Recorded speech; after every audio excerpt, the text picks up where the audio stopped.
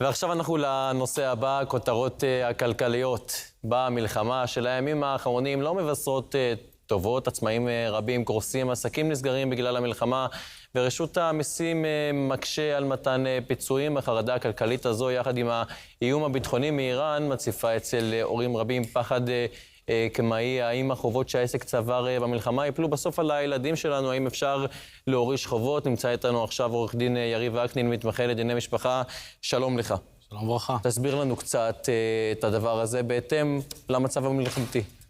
אני אומר, לא צריך להיכנס לפאניקה. בסופו של דבר, החוק הישראלי מגן על הילדים מפני החובות של ההורים. כמובן שאם הילד הוא לא נכלל באותם חובות, לא יצר יחד עם ההורה את החובות, ואם ההורים הולכים לבית עולמם, אז כמובן שאפשר לרשת היום במדינת ישראל רק את מה שהוא בפלוס למעשה, ומשהו במינוס לא ניתן. זאת אומרת שאם האבא השאיר חובות במיליון שקלים, והוא השאיר נכסים שהם בערך פחות, זאת אומרת שלא ניתן לגעת בילדים, אלא עד גובה אותו סכום של היתרה שנותרה בחשבון. באיזה מקרים אתם נתקלים בתקופה הזו?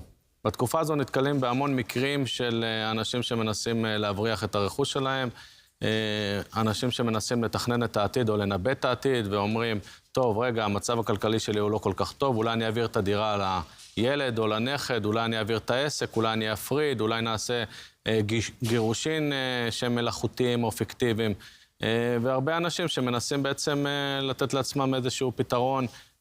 זהו, ופה אתם נכנסים, ומה הפתרון שאתה מציע? אני מציע קודם כל לא להשתולל ולא לעשות דברים שהם מאוד חד משמעיים.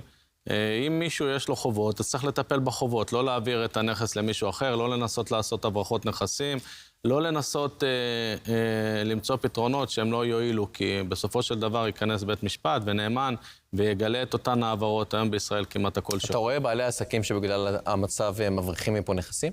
כן, אני רואה, לצערי, אני רואה אנשים שמבריחים נכסים, אנשים שנכנסו לאיזשהו... אבל איך אתה עונה להם על החשש הזה? אני אומר להם, תקשיבו, האויב הכי גדול של האדם זה חוסר ודאות, אבל למעשה העברות האלה לא נותנות לכם איזושהי ודאות. צריך להמתין טיפה, לראות איך המדינה תטפל בסוגיה, כי באמת יש פה איזה כשל שחשבו לעשות מלחמה במשך מספר חודשים או מספר שנים התכוננו לזה, ואף אחד לא נתן מענה לאנשי עסקים, לא נתן מענה לעסקים קטנים, לא נתן מענה אפילו לעובדים, כולם נמצאים בחוסר ודאות מסוים. תמתינו רגע, המדינה לא תשאיר אתכם בצד, יש איזשהו כשל מסוים, אבל אני בטוח שזה יסתדר ברוב המקרים. אז מה השורה התחתונה באמת? מי שיושב וצופה בנו ונקלע לאיזשהו מקרה כזה, טיפ שלך? לא להיכנס לפאניקה, ללכת לאיש מקצוע, לעשות את הדברים בצורה מסודרת, צבא, הסכמי ממון, דברים בצורה מסודרת, ולא לפעול ולעשות צעדים פזיזיים מדי. לא, אבל יש המון אנשים שחרדים למצב של המשפחה שלהם, של הילדים שלהם, רואים את התקופה הזו. כן. בסוף צריך לתת להם פתרונות. צריך לתת להם פתרונות. אנחנו כעורכי דין לא מספקים את הפתרון הכלכלי, למזלנו ושמחתנו, אבל אנחנו כן מנתבים אנשים לעשות פעולות בניגוד לחוק. זה שאתה עומד להיות קצת אי סולבנטי או חסר לך קצת כסף, אתה לא רוצה להיות עבריין או פושע. אתה לא צריך לעבור את הגבול, אתה צריך לפעול בתבונה. גם הבנקים מאוד מאוד מתחשבים, וצריך לפעול כמו שצריך, לא להפוך... אז אנחנו רואים באמת במצב של היום המון עסקים שקורסים, צוברים חובות לבנקים, למדינה. השאלה שהכי מפחידה היום, הורים אם חלילה קורה משהו, האם הילדים יורשים את החובות של העסק הזה? כמו שאמרתי מקודם, הילדים לא יורשים את גובה, הם יורשים רק את הזכויות ולא את החובות.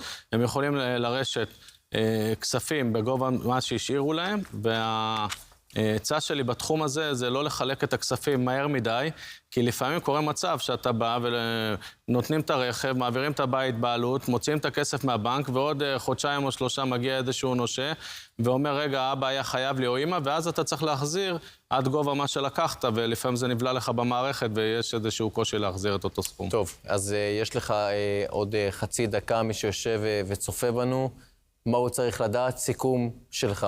אני מציע לארגן את המשפחה בצורה מסודרת. אם יש לכם הורים מבוגרים או חולים, קודם כל מציע לפני שהם במצב שהם אי סולבנטים או שבמצב שהם דימנטים, לערוך להם ייפוי כוח מתמשך, למעשה לתת הוראות, מי יכול לטפל להם באיזה עניינים, במתי עד שהם לא יוכלו לשלוט במצב שלהם. לערוך צבא בצורה מסודרת, בשביל לא לפרנס אחרי זה עורכי דין, כי כל ילד תמיד מוצא לעצמו את הסיבה המוסרית למה מגיע לו טיפה יותר. אני טיפלתי באמא, אני עזרתי לאבא ללכת לקופת חולים וכן הלאה, כל אחד ממציא לעצמו תזה, ולא לסמוך על הילדים, כי לפעמים אתה מעביר לילד את הדירה, אתה אומר, רגע, הוא ישמור לי שהבנק לא ינגוס בי או ביטוח לאומי, ובסופו של דבר אשתו מתאהבת בדירה או מתגרשים או לא יודע מה קורה, ואז למעשה אתה מייצר חוסר ודאות ובלגן במשפחה. תודה רבה.